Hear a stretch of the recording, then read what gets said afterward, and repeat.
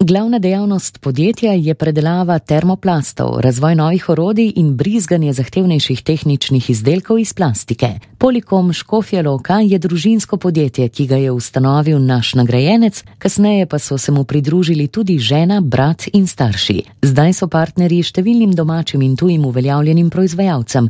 Prodaja je 66% usmerjena na tuje trge. V primerjavi s panogo dosegajo bistveno boljše rezultate v dodani vrednosti na zaposlenega. Direktorju je pomemben predvsem odnos do zaposlenih, s katerimi se pogosto pogovarja in tudi nasmeji. Namesto na velike dobičke stavi na stalen razvoj, ki mu nameni kar 11% celotnega prihodka. Polikom je eno redkih podjetij, ki je imelo v letu 2013 kar 15 štipendistov in ki podpira veliko družbenih dejavnosti v domačih Poljanah. Direktor je v mladosti treniral smučarske skoke, s skokom v inovativnost pa povezuje tudi nagrado Gospodarske zbornice Slovenije.